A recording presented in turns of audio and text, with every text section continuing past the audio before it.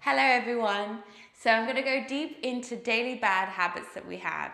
Habits that maybe you know or maybe you didn't realize you were doing, and they can really affect you throughout your pregnancy. If you're doing it every single day, they can affect your alignment and the way our body grows and opens to be able to accept the baby.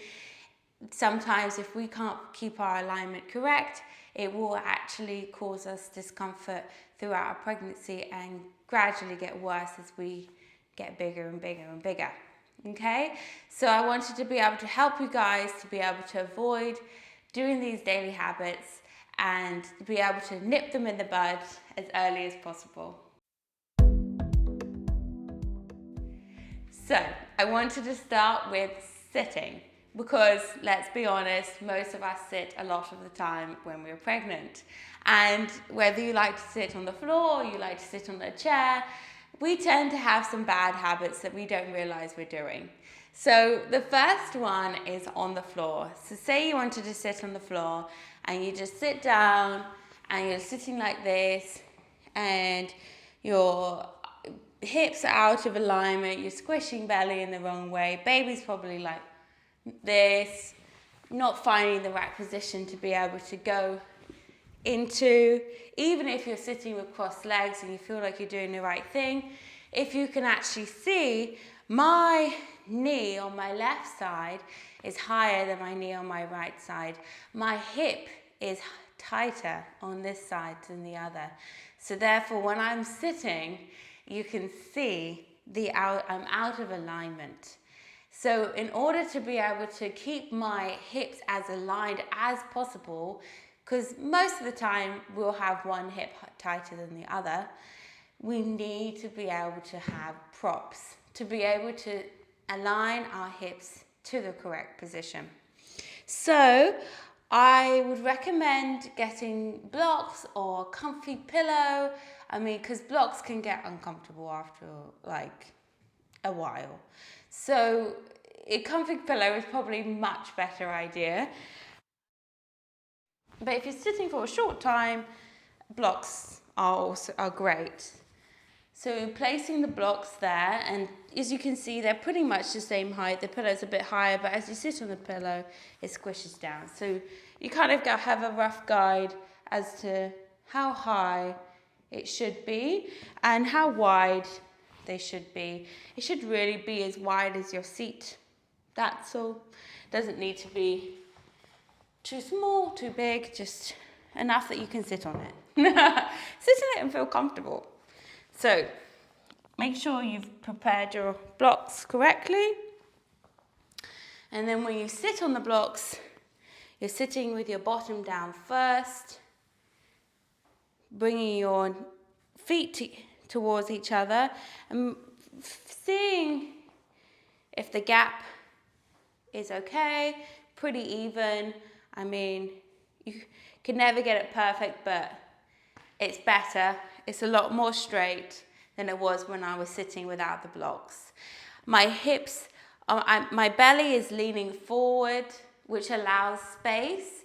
As the belly grows and the baby grows and you come towards labor, you really want baby to be able to go into the correct position. And if you lean forward with your belly as you progress, at least from 6 months onwards, it really helps with preparing your baby to be in the correct position, which is head facing towards your anus. So you really want to, as often as you can, when you're sitting, lean your belly slightly forward so that you can enable baby to bring its back towards your belly button and not back towards the spine. Because when we start to sink down, baby starts to bring its back towards your spine as the curve of their spine fits nicely with it. So instead we wanted it to fit nicely with the curve of your belly across your belly button. So this is the one with the blocks. You can also use a pillow. It's the same thing. You just put the pillow there, you sit on it, and you make sure you're aligned. Lean your belly forward slightly, obviously not too much and not too little. You got to feel your spine. You want it to be nice and straight. Have a nice posture so that you don't hurt your lower back or your upper back. Roll your shoulders back. Really feel strong here. This is actually an active posture. You don't want to be sinking down and relaxing, or it's just sitting on your phone, you forget. The moment you stop that, you're going to most likely have pains in your lower back. So you just want to think about, how am I sitting? Does it feel right? Am I aligned? And then just go from there. And then you can do whatever you want. You can do your work, you can read your book, you can go on your phone, you can eat your dinner, whatever you prefer. So that's the first one. I'm going to show you on the chair. Same thing. You also always want to go bum first, sitting down. Really get nice and comfy. Even put a pillow here if you like. You can put a pillow here, a pillow here. Sometimes I literally put 2 pillows, one on my bottom and one on my back, because it's so much easier to sit up straight if a pillow's there supporting you. So you can think about those things. And then making sure that your thighs are parallel with the floor. So depending on where you're sitting, on how high the chair is, you may have your feet actually lower. So you may have a high chair and then your legs are like this. So you actually could put some blocks underneath your feet to raise your legs up to bring your thighs parallel, like this. So wherever your height is, you decide where your thighs are parallel with the floor, so that you have a nice square shape with your legs. And if it's too small, you can do the opposite by bringing a higher pillow and lifting your bottom up. Like this. Just putting a pillow on the chair, sitting there, and then you have a bit more height. Okay? So that's seated postures. Making sure your spine is nice and straight, your belly is free and open without overarching your spine. You want your lower body to be aligned, whether you're seated on a chair or seated on the floor. Now, the next one. We're going to go into standing posture. So when you're standing, we tend to lean on one side, and that can put our hips out of alignment.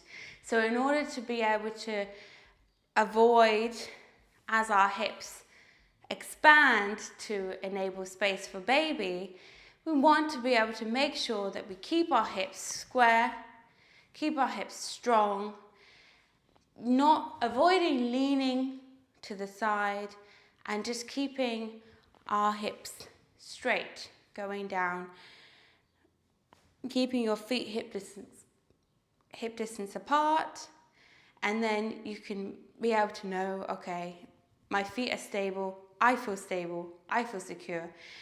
You want the belly to feel slightly engaged, but not too active. You want to not completely relax the belly, that you're not using any muscles. Just a little engagement, just to keep strong in your core. And then rolling your shoulders down, keeping your spine nice and straight. Staying here. And then you can even stay here. This is actually a posture in yoga. Closing your eyes. So it has to feel comfortable. You want it to feel comfortable. You know, we tend to get comfortable leaning, but actually let's try to make standing comfortable, you know. And then when you're walking, if you've got the right standing posture, you'll feel when you're walking, as you get bigger and bigger, you start to waddle. Because you're using your muscles in a different way and you've got this heavy thing. So we tend to waddle and then our bottom starts going forward and we're waddling along and we don't even realize we're doing it most of the time. But this is totally turning off all the muscles in your bum. You have no muscles in your bum working right now. You need to engage your bum muscles, engage the core, engage the body as you're walking, lifting, walking. Really using the body. Allow the body to walk with you. Remember, this is going to potentially hurt the lower back. This is going to turn off all the muscles here, which is going to protect your lower back. So we want to be able to avoid any pains in our lower back and hip region by walking with purpose, really using our muscles. Now, what else do we use every day? We use a phone. So we want to be able to use our phones without hurting our necks or backs, okay? So it's the same thing in the seated position. You want your spine straight, you want to be able to sit properly. But if you're using your phone, you tend to look down and slowly your shoulders are rolling and you're sinking yourself down and then you're relaxing your arms and then you're like this and then you... So that's just a bad habit that is going to get worse. So we need to make sure that we have two options that you can do that will help. First one may get uncomfortable because it's quite strong on the arms. Lifting your phone up. So you've found your right position to sit. And then you just lift your phone up and then you use your phone in front of your face. Your chin's up, your shoulders are down, you're leaning forward, you're in the correct position, and you can text. This after a long time, if you're holding a phone to watch something for a long time, would be uncomfortable. You could either put your phone in front of you if you're watching something, or if you're having to type something for a long time, you could lean forward, so opening the feet more, you lean forward, allow space for baby, and then keeping the spine straight, not sinking the chin down too much. Find the right distance that works and type. This is another option if it gets tiring to sit up with your hands as well.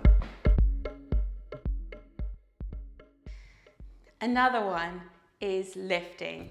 So we tend to lift things up. We can just, lean awkwardly or with straight legs. And depending on the weight that you're lifting will depend on how it can affect you. So it's best to figure it out before you lift something heavy. If you're going to lift something, you've really got to bend your knees, engage yourself, engage your core, spine straight, lift up. Okay? So it's something very simple, but it really is effective if you want to avoid hurting yourself as you progress. Another one for if you suffer from nausea, trying to make sure that you eat little and often. As simple as that. It's not so difficult. It's the same thing with drinking water. We have to make sure that we drink little and often, as our body needs constant supply of energy. As baby grows, it's supplying energy for you and baby. And if you're breastfeeding as well, that's also another factor where all these nutrients is being taken from you constantly. So eating little and often helped me with my nausea. Whenever I would eat too much in one go or not eat at all for a few hours, I would be sick, and then I knew why. So then I had to, don't eat too much, or make sure you eat something. Okay? So just a little pointer for you. And also remember the water, because baby takes a lot of water too to put into the fluid within you. Okay? And if you, like I said, if you're breastfeeding, they will also be taking a lot of water too. So remember to drink water. I know we need to pee more when we're pregnant, and it's not nice when you're out and you have to go to the bathroom, but sometimes we have to do what we have to do to be healthy and look after ourselves as well. We're going to do coming up and down from a lying position. So as you go down, we tend to have a tendency, if we're sitting like this, we'll just go back like that. That can be dangerous for diastasis recti, as our stomach muscles open, our abdominis muscles open to enable space for baby to grow. They are very, very sensitive, and in order for the muscle to come back together and not be damaged, we want to, during pregnancy, make sure we avoid using those abdominis muscles too much whilst they're open, okay? So when we go down, we need to lean on our side, lying down, rolling onto our back, okay? Same thing coming up, leaning to the side and rolling up. And also when we're in the bath, we have to think about that. You go down, so you're going down to wash your hair, and then you're coming back up. If your bath is quite small, you may even be leaning to the side and pushing your hand onto the side of the bath. Sometimes it may be more helpful if you bring yourself onto your hands and knees and slowly bring yourself out of the bath that way. Do what feels comfortable for you, but remember, no sit-ups during pregnancy. It uses the abdominis muscles too much. So we need to avoid that in all costs with whatever we are doing, okay? Sleeping. Sleeping is tricky when pregnant, especially as you progress into the trimesters. So you can use multiple pillows.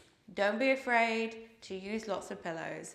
I used a massive pillow that was in the U shape, a really long U shape that my mom got as a gift for me. And it was amazing. We called her Patricia. She was like another person in the bed. It was huge, but it was very effective. But even then, I had the massive pillow. I also then had a pillow for my head, a pillow under my hip, and a pillow for my feet by the end of it. It was fine for the first part, but by the time I got to the end, if I didn't do those pillows, I would get pain. I would get pain in my hip, I would get pain in my other hip, I would get pain in my legs, I would get pain in my neck, I would get pains everywhere. So don't be afraid of pillows. I know it's annoying and I know they're frustrating, especially if you have a partner and other children already and they're maybe sharing a bed with you or whatever situation you have. But even if you don't have to have the massive pillow, like I have a child now as well, so I can't do the massive pillow anymore. But I am currently using a pillow between my legs, and then my partner is like my support for my arms. So, for example, when I do Shavasana, I say get pillows, and then I do this pose, right? I would also recommend putting a pillow under your head, like so. And so the pillow that I use is between my legs. I bend my knees like this, and it's a lot more comfy than the bolster. And then this is my husband. All my covers if he's not there. And then this is my pillow for support, okay? The only thing I'm finding now as I'm getting bigger is that my hips that I'm leaning on the bed tend to get uncomfortable now. So I'm now at the stage where I'm realizing that I need to start putting a pillow underneath my hip as well. It's important to be able to feel comfortable when you wake up. You want to feel good. You don't want to feel, oh, why did I sleep? What was the point? What a waste of time. You know, I just feel pain. I just don't feel good anymore. So you want to be able to go to sleep and relax and wake up feeling good. And one thing that is missing from my setup now, as my setup is different from when I first was pregnant, as you know, I had lots and lots of pillows, is to have a pillow under my hip. So if you can find like a comfy pillow that you like to put under your hip as well, that little extra comfort is just really nice. So something to think about. Remember your alignment. They say because of the blood flow to the baby, not to sleep on your back or on your right side. So avoid those two. I did sleep on my right, and when I wanted to sleep on my back, I slept in the position that I do for restorative yoga, which is where my body is at least 45 degrees so that I'm not flat. If you really feel you're missing sleeping on your back, that's the option. Having bolsters or pillows or whatever you have, putting them under your back and making sure that your body, your upper body, is at least 45 degrees. So I'll quickly show you here. So I just simply put the pillows like that. And then you place pillow under your bum. And then you make sure that your lower back is up against the bottom part of it.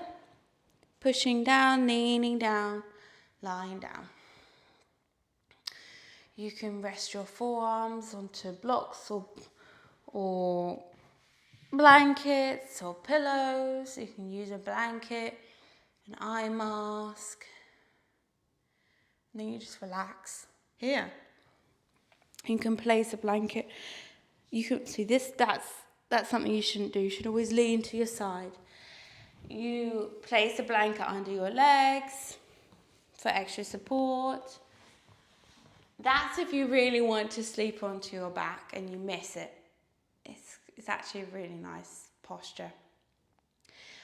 And then when it comes to the feet, I put a pillow under my feet at the end, because when I didn't, I got a pain in the other hip because it was pulling the leg this towards the bed too much.